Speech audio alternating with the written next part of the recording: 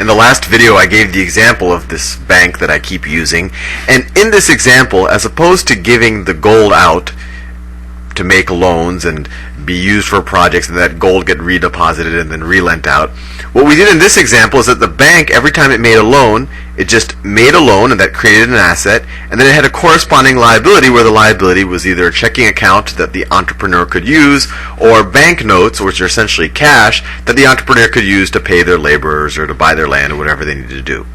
So an obvious question was, how much could a bank do it? When does this stop? Can a bank just keep increasing the left and right hand sides of the balance sheets? And to answer this question, we'll introduce the idea of a reserve ratio. So just a bit of a review, and just to make sure we're clearly reading this balance sheet. And let me label things a little bit more, because sometimes I assume too much. Remember, these are the assets. The assets are all of these. Let me make a bold line here. All of this is the assets of this bank, including its building, so that's vault down there. And then the liabilities, I'll do that in this, maybe I'll do it in red. I don't like this red color, it's a little bright, but these are the liabilities over here in this red color that I'm coloring in right now. And the equity, whoever owns the bank, whether it's stockholders or maybe it's owned by an individual, maybe it's owned by me, is what's left over. This is the equity. I'll do it in a nice neutral color. This is the equity. So the question is, how much can the bank, and of course this, let me do, all of this was liabilities. Liabilities. So the question is, how much can the bank continue to issue out more loans and increase its assets and its liabilities? Remember, every time it issued a loan, like for here, right here, it issued a 100 gold piece equivalent loan to D, and instead of giving D 100 gold pieces from, say, right here, it just created a checking account for D, which later D paid to A, and that's why it's labeled A right here. And let me relabel another thing, because the gold is different colors, just so you see the gold. This is the gold part of the assets. Let me make that very clear, that all of this right here is gold. Maybe I'll color it in a little bit. That's all gold, and there's 500 gold pieces. 500 gold pieces. So let's introduce the concept of a reserve ratio. Reserve ratio. Now let's think a little bit about what even a reserve is. A reserve is something that you keep aside because you might need it one day. Right? And in this situation, all of these liabilities, whether they're these bank notes outstanding in this example, or whether they're these checking accounts, these demand accounts, these are all liabilities that someone can come back to the bank on any given day and say, hey, I want my gold now. For whatever reason, maybe I'm leaving town, maybe I don't trust the bank anymore, for whatever reason, maybe they just want to make some jewelry. For whatever reason, that person wants their gold back. These are demand accounts. These checking accounts are demand accounts, and these notes are things that can be exchanged for gold at any point in time. And we talked a little bit about this earlier when we started the whole banking discussion, but you have to leave aside a little bit of gold just in case someone wants their gold back. So this amount of the gold that you have to leave aside as a reserve relative to the total amount of demands you have on that gold, that's the reserve ratio. So the reserve ratio, and in this situation, this world that we've created, the reserve store value is gold. Later on, we're going to get ourselves off of this gold system, and then that reserve store of value is actually going to turn into cash. But for right now, and I think it's easier actually to conceptualize gold, let's stick with gold.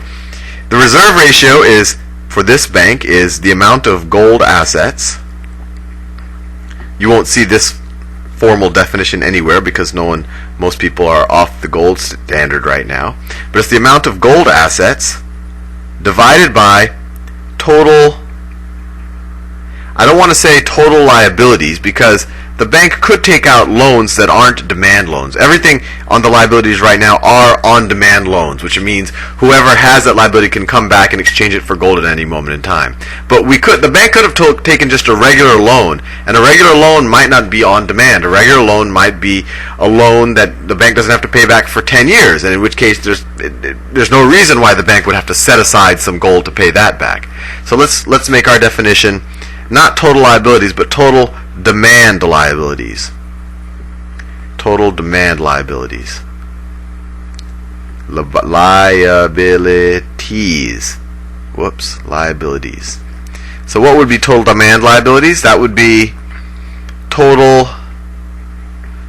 banknotes in this case. And banknotes are also something we'll later leave a world where every bank is issuing banknotes. But I just wanted to give you that kind of historical context, how banknotes even started up. Total banknotes and demand accounts, demand or checking accounts, demand checking accounts. So let's see what it is for this bank that we have here. So our total gold assets are 500, and what's our total demand accounts? Let's see, it's 100 plus 100 plus 100 plus 100. Let's see, 1, 2, 3, 400, 600, and I think this was another 100 here, 700.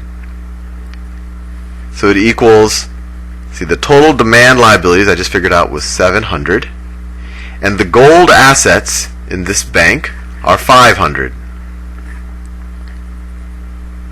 500.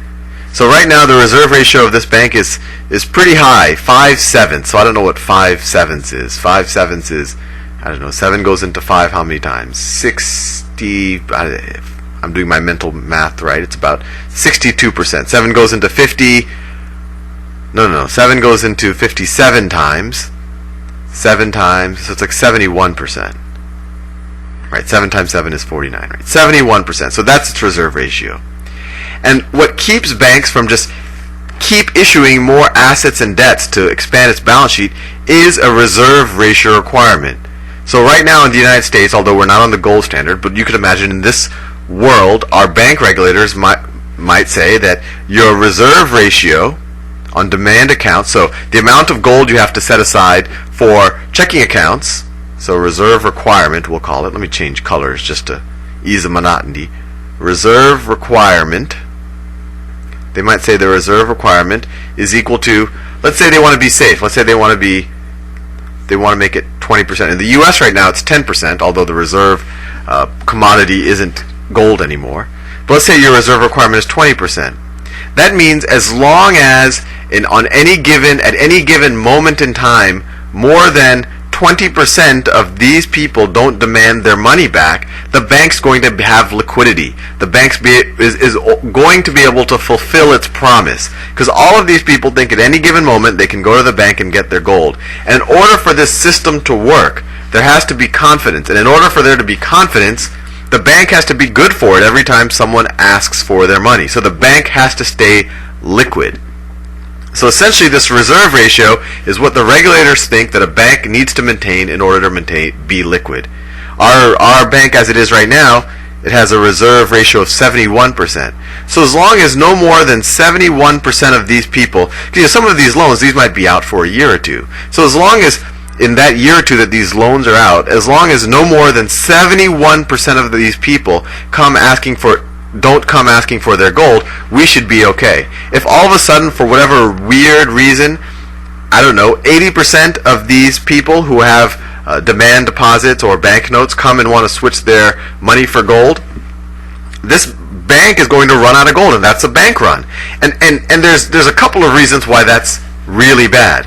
One is, all of a sudden these demand deposit accounts all of a sudden don't seem to be that great, because you're not really getting your gold on demand, because more people are asking for gold than there is gold. And then the other problem is, all of a sudden everyone will lose confidence in the system, and everyone's going to think, boy, these banks that have these nice vault looking buildings, maybe they're not as safe as I thought, so everyone is going to start pulling their money out. And that's called a bank run. So in this example, if I assume that this loan is really worth 300 gold pieces and it's really going to be paid back, and this loan right here is really worth 100 gold pieces and it really will be paid back, this bank is solvent. It has more assets than it does liabilities. So if it has enough time, it will be able to pay back all of its liabilities.